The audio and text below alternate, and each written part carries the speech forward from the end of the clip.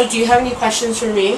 Oh, yeah, if you could choose to not have anyone in your life that's in your life or a part of your life in any way, who would you choose not to be in your life? My dad. Why? I think that I just am very disappointed in the way that he's been in my life. He's been on and off all of my life. He's never really been consistent. And it's kind of cowardly the way he's chosen to treat me. And, you know, right now I'm in a place where I'm like, I could care less to try to put enough energy into trying to like continue to like foster this relationship that's so on and off and inconsistent and is never stable. You know what I mean? Him and I have never had a solid foundation for me to then want to like even try to make it work. Mm-hmm. But do you think it's that he's never tried, or he just doesn't know how to? It's not an excuse. Like, that to me is not an excuse. Like, being a friend with someone, like, you can choose to try your best to like to make sure that you guys are like seeing each other. If you're not able to see each other, you're communicating with each other, and like even our relationship, regardless of the fact that we choose to be friends, because that is a choice, right? It's a choice to be a friend regardless of the fact that you're my mom and I'm your daughter. Mm-hmm. I think that the reason we're able to get to a friendship is because we're constantly communicating with each other. You never like made me feel ashamed for how I felt. If I was upset about something, I always could rely on you. And so that translated into a friendship because, you know, that's kind of what you do with friends. You trust them with your secrets. You talk to them about everything and not feel like completely judged. You actually want to spend fun time. Like, it's one thing to spend family time, but then there's other times to spend like a good entertaining time with somebody that you're choosing to be around. And that's why we're able to have a friendship, regardless of being with family, or, you know what I mean? Mm-hmm. Well, it's funny because you said when you sent me that message, right, about how much you love me and I'm the best person in the whole world and all that good stuff.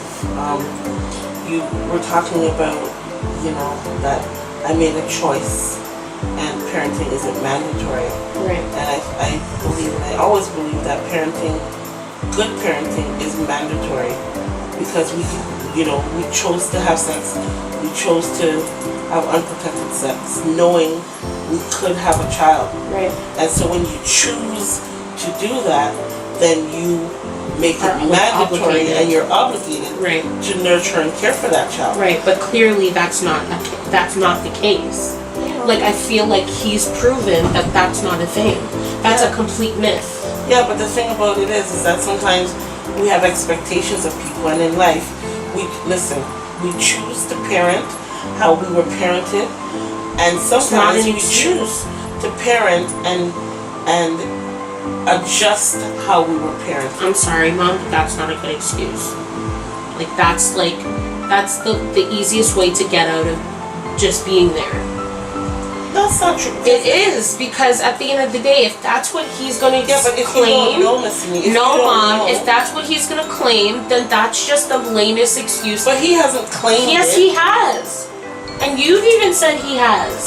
Yeah, but he was searching for something that he never got. Yes, he might be searching for something that he never got. Then how does he know how to get it? But knowing that he's searching for it means that he needs to get help, and then get help and professional help as to the fact that he made a choice to have unprotected sex, choose to keep a child, and then bring them into this world. Now I need to do what's responsible and know that I'm still searching for whatever my inner child needs, and realize that, okay, now I have a kid that I have to take care of.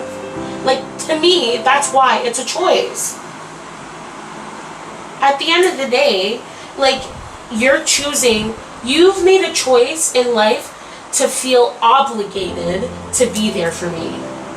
There are so many people in life that have made the choice in the way they parent, to whether it be have an abortion, whether it be give their kid up for adoption, whether it be like those things, bad parenting, good parenting, parenting in general, the choices you make in order to parent a child, these are all choices. Like the things the tactics that you've used to, like, whether it be those like crazy times where it's like, because I was lying about wearing my hat, you chose to use a specific tool in order to teach me a lesson from that. That's a style of parenting. All of that is a choice that you decided to make in order to make me who I am.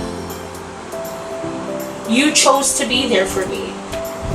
The thing is in life, you never have to do anything. True. You never have to do anything for anyone, regardless of who they are. But you made the choice that I'm going to be this person for Sini. I'm going to do this for Sini. I'm going to make sure that she's in good schools. I'm going to make sure that she's around influential people. I'm going to make sure that she has a positive upbringing. Those are all choices that you've made in order to make me who I am today. And so that's why I thanked you, because at the end of the day, it's not mandatory. There's nobody other than the law. There's nobody over you being like, you need to do this for Sini. Unless that's your subconscious doing that to yourself. Well, maybe, but or maybe it's that I feel that it's mandatory to try to help you to be the best person you can be. Well, I think you need to look at it is that you I don't think that's a choice. No, but you chose to make it mandatory to do those things for me. We're gonna agree with this. Mom, at the end of the day, I understand. Like, I get it. I get what you're saying because you've raised me like in a way where if I had kids, I would want to copy a lot of the things that you've done for me. And the things that I did that you would choose to change. Because you're going to parent. But that's the point. You're going to parent the way I parented you. Right. With the adjustments of things that you may or may not And all of the ways I choose to parent are choices that I'm making for my kids. Exactly. Exactly. But it's still going to be mandatory. No, it's never mandatory. Care for your child. It's never mandatory, Mom. And Bill has proven that it's not mandatory. It's not. Because at the end of the day, I'm still here without him. It's not mandatory for him to do anything for me. It really isn't. There's nobody holding a gun to his head saying, do this for Sini. Right? So that's what. Do you think if he saw this, that he would care that you're saying? You know what? At this point, I'm kind of in a place where I'm like, I would love to swear. Don't swear. I don't give a flying F about what he thought. Because I've put so much energy in wondering, does he love me? Does he care about me? Like, is my opinions valid as to some of the choices he chooses to make? That maybe that he wasn't ready to be a father. Yeah, but and he was regardless really of if he was ready to be a father, he should have thought of that when he chose not to wear a condom. That's when he should have thought about that. If you're going to make adult decisions like that, you need to make sure that you're ready for the adult consequences. And unfortunately, sometimes children are the consequence to making those decisions, and children should never be a consequence. They should be a blessing. So why do I always feel as though I'm a consequence or convenience to my own father, and be made to feel like, oh, he only like recognizes me when he remembers me, or he only recognizes me when I'm doing something positive, or he only recognizes me when he wants to big me up. Like, I'm not just a trophy that you can take out and show, like, oh, look at what I did. But now I have this man that not only exists, but he just continues to disappoint me. Like, the last thing that he did, it hurt me to my core, because I can't believe that you can make a choice that has affected me, and then seeing that it's about to affect other people, and then not feeling as though I'm worth enough to talk to me about it. Like, he has more kids now, and at the end of the day, their blood is my blood, and I'm connected to them. All of my life, all I wanted was siblings. That was my dream. He took my dream and tampered with it, and now I can never enjoy it the way I could have been able to enjoy it. And then not only did I not find out about it, I found out from other people. That's not fair, like, for me. He's not a famous person for me to be being afraid to flip through a magazine and find out something. You know what I mean? But then I have somebody in my life, like you, who is consistently there for me and is completely open with me. So now I know the difference of what a parent could like look like in terms of being honest and communicative and like there, present, and somebody who's who lies, right?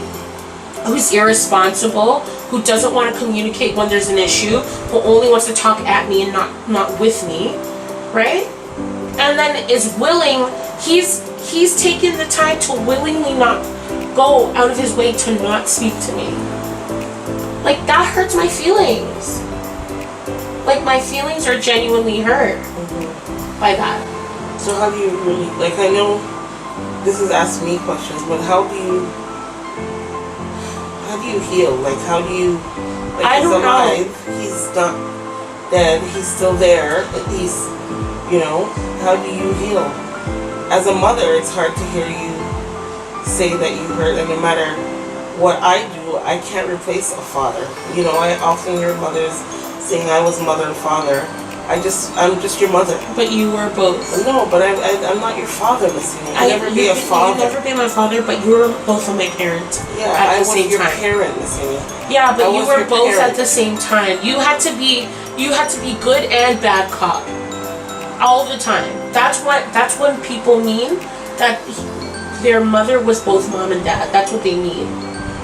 You had to make what should have been two people's decision. You had to take both sides of anything and make it into one, and then translate it in any way that you knew how to with me. But how do I, as your mother, then? Like, how do you mean? What do you mean? I don't want you to keep hurting over your dad. Well, like, what do you do to heal? What do you know, like, as a person who didn't live with her dad, didn't really grow with her dad, and probably have some of the same issues that you do, for a long time. My pajamas. How do you actually, you know, stop hurting because of decisions your father has chosen to make of not being present in your life? You know, I don't. you're talking That's about it, that and part. You're in pain, right? Well, that part I don't have the answer to, and I think that's why I'm consistently upset, because it's something I think about all the time. Okay. And would you like to change? Like, if change it? Like, if he came to you and said, "Listen, I'm sorry, and I want to do better by you," you wanted to, and he wanted to. Maybe not fix it because you can't erase all the years. You know what? I'm in a place currently. Like, this answer could change in 10 years when I've had more experiences in life. You know, but currently I'm in a place where if he came to me and all he wanted to do was say sorry, I would probably be very resentful to that. I want full explanation of everything, and also I'm in a place of being like, how many times are you going to say sorry and do the same thing? But how do you explain something that you don't even understand? What do you mean explain something? You know, the thing is, it's like... Are you asking, talking about me? No, like, for him. How does he explain what he himself... Because I don't think that your dad really feels that... Did anything wrong. Sometimes. He doesn't feel wronged at all. Because somebody who's wrong in a situation would be calling my phone being like, please, when you're ready, can we talk? That's what somebody would feel like if they were wrong about something. Well, that's how I feel.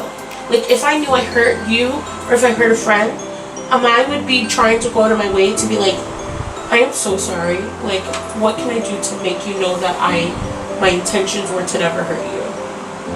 I would do that.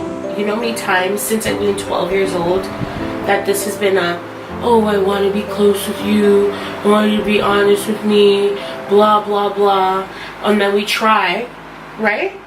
And then he forgets. He starts forgetting to call or to text and all these things, right? And then I don't hear from him for weeks and then maybe months.